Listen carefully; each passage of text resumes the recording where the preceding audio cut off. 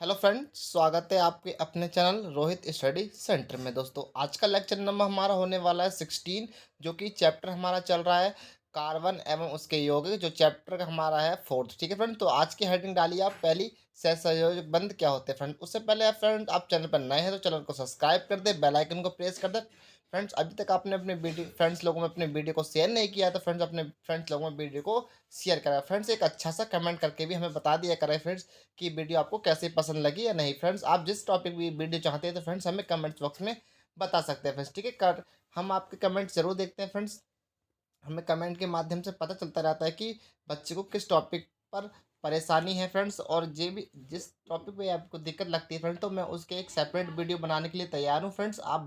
मुझे comments box में आप बता सकते हैं फ्रेंड्स। ठीक है, तो फ्रेंड ज़्यादा समय ना लेते चलते हैं अपने वीडियो को। ठीक है, आप हेडिंग डाली है आपने, सहसंयोजक अबंध क्या होते हैं। ठीक है, तो आप लिखेंगे कि सहसंयोजक बंध में क्या लिखेंगे। ठीक है, तो सहसंयोजक का बंध का क्या मतलब होता है। परमाणु के जो बीच के इलेक्ट्रॉन्स जो होते हैं फ्रेंड, जो इलेक्ट्रॉन होते हैं उसको हम देश साझेदारी, मतलब इस पार्टनरशिप जो कहते हैं फ्रेंड, उसे ही हम साझेदारी कहते हैं फ्रेंड। ठीक है, कहने का मतलब आप समझिए थ्योरी के माध्यम से। ठीक है, तो हम थ्योरी में लिखेंगे क्या, लिखेंगे कि दो परमाणु के बीच इलेक्ट्रॉन एक युग्म की साझेदारी या पार्टनरशिप। ठीक है फ्रेंड्स, इंग्लिश में कहते हैं पार्टनरशिप, साझेदारी की। ठीक है, साझेदारी के द्वारा बनाने वाले आबंध सहसंयोजक आबंध कहलाते हैं। फ्रेंड्स, कहने का मतलब है जो बनाने वाले साझेदारी युग्म, दो इलेक्ट्रॉन की परमाणु के बीच के जो इलेक्ट्रॉन जो होते हैं, जो बनाने वाले होते हैं, उन्हें कहते हैं हम आबंध। ठीक है फ्रेंड्स, और आबंध को ही हम सहसंयोजक आबंध कहलाते या कहते हैं फ्रेंड्स। ठीक है, तो ये किसकी सहसंयोजक आबंध की हमारी डेफिनेशन हो जाती है। अब हम इसके कुछ गुण देखेंगे या प्रॉपर्टीज कह सकते हैं फ्रेंड्स। ठीक है, इंग्लिश में आप प्रॉपर्टीज लिख सकते हैं और हिंदी में हम कहते हैं इसे गुण। ठीक है, तो इसका गुण भी क्या होंगे फ्रेंड्स, या आप इसे हम इसकी यूज भी आप समझ सकते हैं फ्रेंड्स। ठीक है, इसका जो आंतरिक आणविक जो होता है इसका, वो बल बहुत कम होता है। कहने का मतलब समझिए आप। ठीक है, जो हमारा आंतरिक आणविक जो होता है फ्रेंड्स, जो आणविक, कहने का मतलब इंटरफेक्शन फोर्स जो होता है, इंटरेक्शन जो फोर्स होता है हमारा, वो बहुत ही हमारा क्या होगा, कम होता है। क्यों, क्यों इसका जो गलनांक एवं क्वथनांक होता है वह भी बहुत, दोनों क्या होते हैं, कम होते हैं। ठीक है, तो और ऐसे विद्युत के कुचालक होते हैं फिर सुचालक होते हैं, तो उसमें क्या हमारा क्वथनांक और गलनांक अधिक होता। यहाँ पर पूछ रहा है कुचालक है ये विद्युत का, कुचालक मतलब ये हमारे इसमें विद्युत प्रवाह नहीं हो सकती, कुचालक है। ठीक है, तो कुचालक है तो इसमें इसका क्या होगा, हमारा इसका भी गलनांक एवं क्वथनांक भी कम होगा फ्रेंड्स। ठीक है, इसकी 3 पॉइंट आप समझ सकते हैं। ठीक है, अब चलते हैं अगले टॉपिक की ओर। ठीक है, अगला टॉपिक में आप डालिए कार्बन के अपर रूप क्या होते हैं। अब हमें पता होना चाहिए कि कार्बन के अपर रूप का मतलब होता है कि कार्बन किसके रूप से पाया जाता है, किस में पाया जाता है। तो कार्बन के रूप का मतलब होता है रासायनिक गुणधर्म से हम कार्बन को उपयोग में या यूज या अपर रूप कहते हैं फ्रेंड्स। ठीक है, तो हम कार्बन को अपर रूप कह सकते हैं। जैसे आप लिखिए कि कार्बन हमारे क्या एक एलिमेंट है। ठीक है, क्या है, तत्व है। इंग्लिश में बात करें तो आप एक हमारा एलिमेंट्स, और हिंदी में आप कहते हैं ये हमारा कार्बन क्या है, एक तत्व है। ठीक है फ्रेंड्स, तो आप लिखिए, आप लिखना हेडिंग डालेंगे आप कार्बन के अपूर्व। ठीक है, अपर रूप, सॉरी। ठीक है, अपर रूप। ठीक है, आप इसमें लिखिए कि किसी तत्व के वे विभिन्न रूप जिनके रासायनिक गुणधर्म एक समान होते हैं जबकि भौतिक गुणधर्म विभिन्न विभिन्न होते हैं, अपर रूप कहलाते हैं। फ्रेंड्स, समझिए आप, कहने का मतलब है जो भौतिक गुणधर्म होते हैं हमारे किसके, कार्बन के। ठीक है फ्रेंड्स, विभिन्न विभिन्न जो हमारे तत्व होते हैं, एलिमेंट्स होते हैं, जो कि chemicals properties one single device the properties the some physical devices. ठीक है, कहने का मतलब है गुणधर्म जो डिफरेंस होते हैं वही हमारे क्या अपर रूप कहलाते हैं फ्रेंड्स। ठीक है, अब हमारा एक कार्बन, अब तो आप अच्छे से समझ में आया हो कि कार्बन के अपर रूप क्या होते हैं। ठीक है, क्या केमिकल गुणधर्म और भौतिक गुणधर्म से हमारे अपर रूप कहलाते हैं। इसमें क्या हमारे कार्बन में रासायनिक गुणधर्म भी होंगे और भौतिक गुणधर्म भी होने चाहिए, तभी हमारे क्या कार्बन के अरूप होते हैं। ठीक है, ये दोनों टॉपिक दोनों कॉमन है। ठीक है, इससे ही हम दोनों को क्या कहते हैं, अपर रूप कहते हैं। ठीक है, कहने का मतलब इसमें केमिकल प्रॉपर्टीज भी पढ़ेंगे और हम फिजिकल प्रॉपर्टीज भी पढ़ने वाले हैं। ठीक है, यही हमारा क्या होता है, कार्बन के अपर रूप होते हैं। ठीक है, आप हेडिंग डालिए अब हीरा, हीरा डायमंड। ठीक है, डायमंड क्या होता है। ठीक है, तो डायमंड के बारे में पढ़ेंगे हम। हीरा, हीरा को इंग्लिश में कहते हैं फ्रेंड डायमंड, ठीक है। डायमंड क्या होता है, डायमंड एक क्या चतुर्फलकीय परमाणु, चतुर्फल की एक संरचना है जो कि हमारे कोयले, हीरा एक हमारे कोयले की खान में पाया जाता है जो कि हजारों हजारों करोड़ साल बाद बनता है, ठीक है फ्रेंड्स। किसमें, कोयले की खदानों में पाया जाता है, ठीक है। कम से कम 2000 3000 करोड़ साल वर्ष बाद हमारा हीरे का उत्पादन होता है फ्रेंड्स। आज तो हम इंटेलिजेंस के द्वारा भी हीरा को बना सकते हैं फ्रेंड्स, बट जो हमारा प्राकृतिक हीरा एक प्राकृतिक संरचना है फ्रेंड्स। कहने का मतलब है हीरा एक कांच होता है फ्रेंड्स, ठीक है। तो आप आज के ज़माने में फ्रेंड्स इंटरफेरेंस जीन्स चल गई हैं हमारी, तो आप उसे शीशा के माध्यम से भी कुछ कंपनियां उसका इम्पोर्ट कर रही हैं फ्रेंड्स, ठीक है। कहने का मतलब कुछ बना रहे हैं, ठीक है, इंटेलिजेंस के माध्यम। बट हीरा क्या हमारा पहले कौन सा था, प्राकृतिक रूप से हमारा होता था, ठीक है। हीरा का एक प्राकृतिक रूप है फ्रेंड्स, ठीक है। हजारों करोड़ साल में हमारे कोयले की खदानों में पाया जाता है, ठीक है। एक हीरे की थोड़ी सी मैंने इन्फॉर्मेशन बता दी। अब लिखिए आप हीरे के बारे में, ठीक है। तो हीरा क्या है, हीरा एक बेसिकली हमारा कार्बन परमाणु है, ठीक है। कहने का मतलब कार्बन का एक प्रतीक परमाणु है, ठीक है। जिसके कि 4 अन्य परमाणु के साथ आवंधित होकर एक दृढ़ या त्रियामी चतुर्फलकीय संरचना का निर्माण होता है, यह करता है, ठीक है। अब लिखिए लिखिए, हीरा एक कार्बन प्रत्येक परमाणु के 4 अन्य परमाणु के साथ आवंधित होकर एक ऋण थोड़े दृढ़ दृढ़गामी चतुर्फलकीय संरचना का निर्माण करता है, ठीक है। एक पॉइंट ये होगा हीरे का। दूसरा पॉइंट है इसका कि ये कार्बन का अति शुद्ध रूप है, ठीक है। हीरा एक हमारा प्योर, ठीक है, प्योर रूप है किसका, कार्बन का, ठीक है। सबसे शुद्ध हमारा जो कार्बन का प्रतीक है वो होता है हमारा डायमंड या हीरा, ठीक है। तो अगला पॉइंट देखेंगे हम कि ये विद्युत का कुचालक होता है फ्रेंड्स। ये इसमें हमारा क्या, हमारा कुचालक का मतलब जो हमारे इलेक्ट्रिसिटी है, इलेक्ट्रिसिटी हमारी उसमें प्रभावित नहीं होती, ठीक है। अगला पॉइंट देखते हैं कि इसका अगला पॉइंट है कि शुद्ध कार्बन को अत्यंत उच्च दाब एवं ताप पर उपचारित कर करके हीरा को संश्लेषण किया जा सकता है। कहने का मतलब जो शुद्ध हीरा को अत्यंत दाब एवं ताप पर उपचारित करके हीरे को संश्लेषित किया जाता है, ठीक है। संश्लेषित का मतलब उसे हम प्योर, प्योर तो हमारा होता है, उसके हम चैक्सलेशन कर सकते हैं फ्रेंड्स, ठीक है। थिम्पोसिस कर सकते हैं, ठीक है। अब देखते हैं अगला पॉइंट। हीरे को आपको अच्छे से समझ में आया होगा हीरा क्या होता है, ठीक है, और कैसा होता है। मैंने आपको थोड़ा बेसिक भी बताया था हीरे के बारे में। अब चलते हैं अगले टॉपिक की ओर, ठीक है।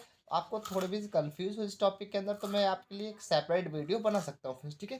तो आप कमेंट्स बॉक्स में हमें जरूर बताएं, ठीक है। चलते हैं अगले टॉपिक की ओर। अब देखेंगे, आपने पहले हीरा पढ़ लिया, अब पढ़ेंगे हम ग्रेफाइट, इसके बाद पढ़ेंगे हम फ्लोरीन, ठीक है।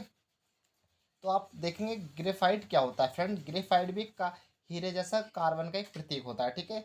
ये भी हमारा क्या, चमकीली एक पदार्थ, ग्रेफाइट का मतलब एक चमकीला पदार्थ होता है फ्रेंड्स, ठीक है। तो ग्रेफाइट भी एक हमारा पदार्थ है जो ग्रेफाइट काले धुंधले रंग का दिखाई देता है, और ये कौन सा, सॉफ्ट मुलायम का होता है, ठीक है। आप डालिए हेडिंग्स ग्रेफाइट, तो आप लिखिए ग्रेफाइट, ग्रेफाइट काले, ग्रेफाइट काले धुंधले रंग का मुलायम पदार्थ होता है। कहने का मतलब है जो हमारा ग्रेफाइट होता है वो मुलायम और कहने का मतलब ये सॉफ्ट, सॉफ्ट मैटर का होता है, ठीक है, सॉफ्ट मैटर होता है, ठीक है। दूसरा पॉइंट है हमारा ग्रेफाइट चिकना एवं फिसलनशील पदार्थ होता है। फिसलनशील में कहने का मतलब जो हमारा फिसल जाए, ठीक है, हाथ से एक साइड से चिकना हो, ठीक है। आप किसी भी चिकना ऐसा जैसे तेल जैसा, ठीक है। चिकने का मतलब ऐसा नहीं जैसे कैसे, आप जैसे तेल पूरा समझ सकते हैं, मतलब तेल जैसा होना चाहिए, ठीक है।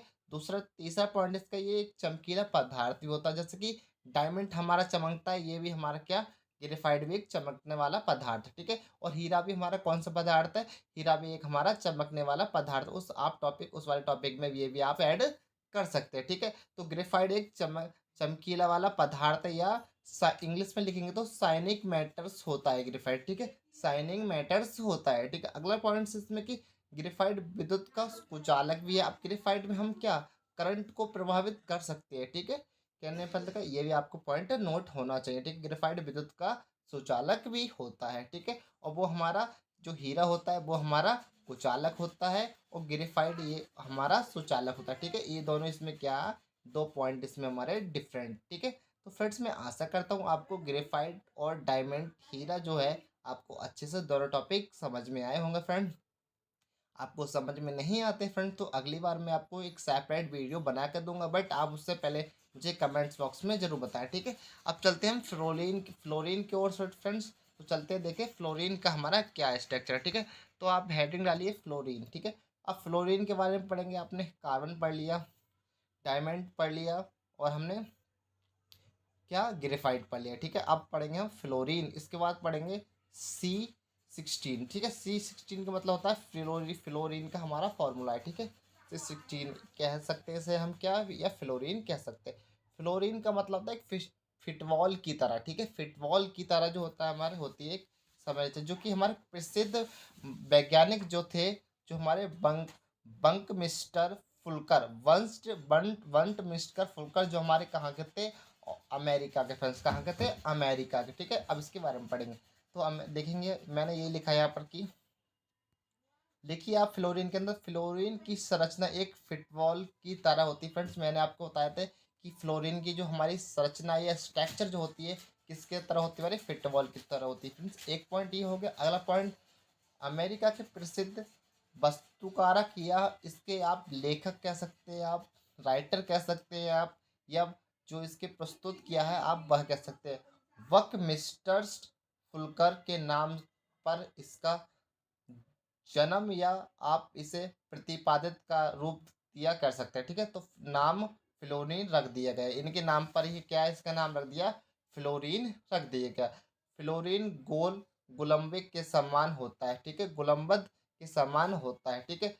C16 सर्वाधिक स्थायी फ्लोरीन है, जिसे वंद मिस्टर फुल्कीन भी कहते हैं फ्रेंड्स, ठीक है। ये इसकी विशेषताएं भी हो सकती है, और आप इसके बारे में इंफॉर्मेशन भी ले सकते हैं, ठीक है।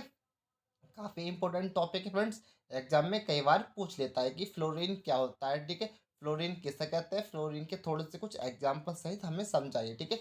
विस्तार से समझाइए या वर्णन कीजिए फ्रेंड्स, इस प्रकार से क्वेश्चन हमारा एग्जाम में बनता है, ठीक है। अब चलते हैं, आपको फ्लोरीन भी अच्छे से समझ में आया होगा, ठीक है। अब चलते हैं हम अगले टॉपिक की ओर। Very very most important question है फ्रेंड्स, जो कि हमारे एग्जाम के पर्पज से काफ़ी इंपोर्टेंट होने वाला है, ठीक है।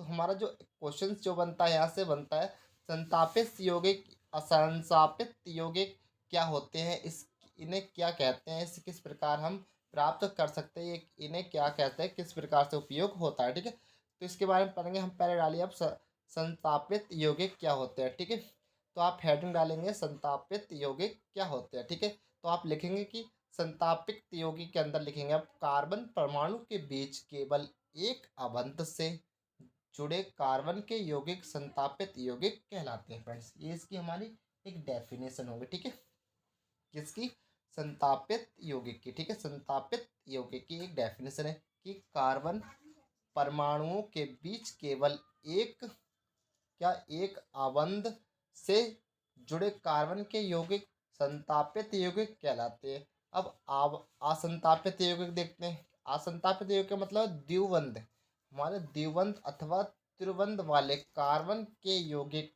असंतापित यौगिक कहलाते हैं फ्रेंड्स। कहने का मतलब है, समझिए आप, दोनों में डिफरेंस भी हम समझ लेते हैं साथ साथ, ठीक है। कहने का मतलब है, जो संतापित यौगिक होते हैं उनके परमाणु के बीच के एक, मतलब सिंगल बॉन्ड लगा होता है, समझे। आप समझिए, थोड़े से आराम से समझाता हूँ मैं फ्रेंड्स, ठीक है, आपको समझ में नहीं आया होगा तो, ठीक है। कहने का मतलब, संतापित जो यौगिक होते हैं उसमें हमारा एक आबंध, कहने का मतलब एक बॉन्ड जुड़कर कार्बन के साथ होना चाहिए, ठीक है। मतलब कहने का मतलब एक बॉन्ड हमारा कार्बन से जुड़ा होना चाहिए।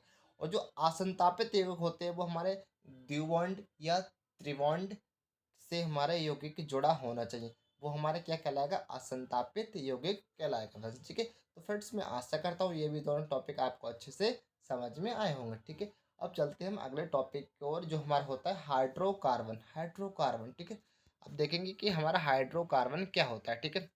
वेरी वेरी मोस्ट इम्पोर्टेंट, आज अब यहाँ से टॉपिक हमारे स्टार्ट होने वाला है, ठीक है, कि हाइड्रोकार्बन क्या होता है, ठीक है। हाइड्रोकार्बन का मतलब है, जैसे कि CH4, C2H6, C2H4 और C2 और H2 आदि, ये इत्यादि, ये हमारे क्या है, हाइड्रोकार्बन है फ्रेंड्स, ठीक है। इसमें हमारा हाइड्रो का मतलब हाइड्रोजन भी होना चाहिए और हमारा कार्बन भी होना चाहिए, ये हमारे क्या एलिमेंट बनाते हैं, तो इन्हें क्या कहते हैं हम, हाइड्रोकार्बन कहते हैं। जैसे आप इसकी डेफिनेशन लिखिए, क्या लिखेंगे, कार्बन तथा हाइड्रोजन से बने यौगिक हाइड्रोकार्बन कहलाते हैं, या हा, हाइड्रोजन तथा कार्बन से बने यौगिक हाइड्रोकार्बन कहलाते हैं। जैसे for example CH4 C2 6 C2H4 C2H2 इत्यादि। ठीक है, ये हमारे किसके कार्बन के एग्जाम्पल्स है फ्रेंड्स। ठीक है, अब पढ़ेंगे हम इसकी कार्बोहाइड्रेट का हम पढ़ेंगे अब क्या आईपीसी नाम, आईपीसी पद्धति या आईपीसी स्ट्रक्चर से। ठीक है, आप पढ़ेंगे।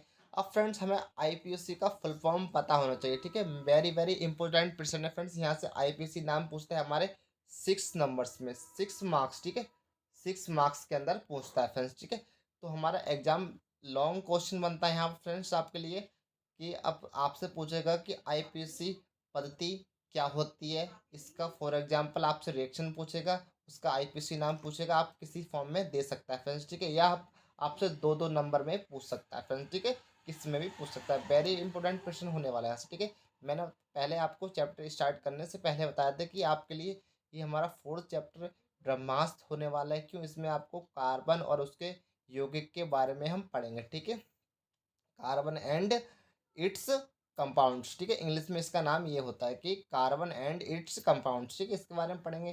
तो हम पहले जान लेते हैं कि आईपीएसी पद्धति क्या होती है। आई यू पी ए सी का हम पहले फुल फॉर्म देखेंगे। ठीक है, तो IUPAC का जो फुल फॉर्म होता है वो होता है इंटरनेशनल यूनियन पर ऑफ अपॉर्चुनिटी केमिस्ट्री। ठीक है, अप्लाइड केमिस्ट्री। ठीक है, ये हमारा क्या होता है, इसका फुल फॉर्म होता है या पूरा नाम कह सकते हैं। आईपीसी का हमारा जो पूरा नाम होता है वो होता है हमारा क्या, अभी मैंने बताया था अंतर्राष्ट्रीय। अब हिंदी में क्या होगा, अंतर्राष्ट्रीय विशुद्ध और अन्य प्रयुक्त रसायन संघ। ठीक है, ये हमारे हिंदी में इसका नाम हो सकता है फ्रेंड्स। ठीक है, तो फ्रेंड्स काफ़ी बच्चों को आप आईयूपीसी तो क्या, आईयूपीसी तो नाम जानते हैं, बट किसी ने पूछ लिया कि आप ये बताइए आईयूपीसी की फुल फॉर्म क्या होती है, तो वहीं हमारा बच्चा क्या हो जाता है, साइलेंट हो जाएगा। क्यों? उसे नाम ही नहीं पता होगा। तो वो टीचर से हमसे पूछेगा कि अब सबसे पहले क्वेश्चन हमारा यहाँ से बनता है कि कोई सी ने पूछे आप पहले आईपीसी नाम बताओ इस स्ट्रक्चर का। उसने कहा 1 मिनट बेटा, आप पहले आईपीसी का फुल फॉर्म बताइए। तो आप क्या जवाब देंगे फ्रेंड्स? आपको आईपीसी का पहले फुल फॉर्म याद होना चाहिए, उसी के बाद आप आईपीसी नाम याद कर सकते हैं फ्रेंड्स। ठीक है, या समझ सकते हैं फ्रेंड। मैं ये नहीं कह रहा आपको पता नहीं है, बट आपको एक बार आईपीसी की फुल फॉर्म भी आपको याद होनी चाहिए फ्रेंड्स। ठीक है, आप निकाल सकते हैं फ्रेंड्स। तो क्या है आईपीसी की फुल फॉर्म, एक बार दोबारा से हम दोहरा देते हैं, इंटरनेशनल यूनियन पर फॉर अप्लाइड केमिस्ट्री। ठीक है, ये हमारी किसकी, आईपीसी की हमारी फुल फॉर्म होती है फ्रेंड्स। ठीक है, अब चलते हैं हम अगले इसकी ओर। ठीक है, अब पढ़ेंगे हम इसके बारे में। ठीक है, तो लिखिए आप इसमें थ्योरेटिकल थोड़ा सा बेसिक पॉइंट है, इंपॉर्टेंट पॉइंट। ठीक है, यहाँ से आईपीसी पद्धति के बारे में हमारे पूछेगा। ठीक है, लॉन्ग क्वेश्चन में बताया था, लॉन्ग क्वेश्चन ही बनेगा। ठीक है, तो आप लिखिए इसमें अंदर लिखेंगे फ्रेंड्स कि इस पद्धति के अनुसार सभी कार्बनिक यौगिक का नामांकन कीजिए, या नोमेनक्लेचर कहते हैं इंग्लिश में। ठीक है, नोमेनक्लेचर कहते हैं। ठीक है, नामांकन किया जाता है।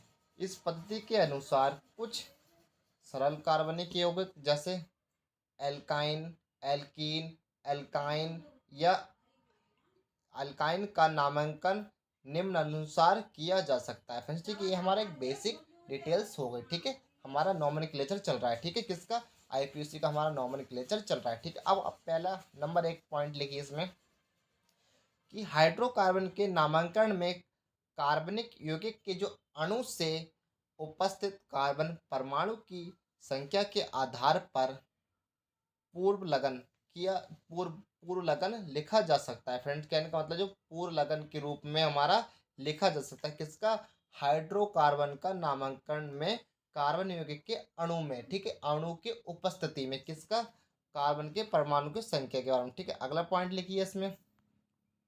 अगला पॉइंट है हमारा कि अणु में उपस्थित बंध के आधार पर।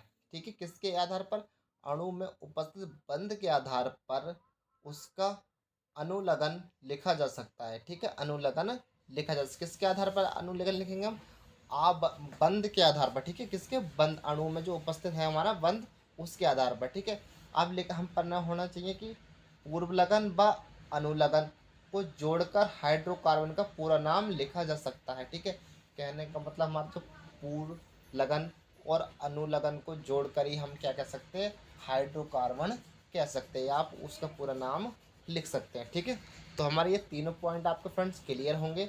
अब चलते हैं हम अगले पॉइंटों को। ठीक है, देखते हैं अगला पॉइंट क्या है। ठीक है, तो फ्रेंड्स अगला पॉइंट अगले लेक्चर में देखेंगे फ्रेंड्स। आज के लिए इतना ही रहने देते हैं फ्रेंड्स, काफ़ी लंबी वीडियो हो चुकी है फ्रेंड्स। ठीक है, तो फ्रेंड्स आप पढ़ते रहिए, सुरक्षित रहिए, फिर मिलते हैं एक नेक्स्ट वीडियो के साथ। जब तक जय हिंद, जय भारत, वंदे मातरम।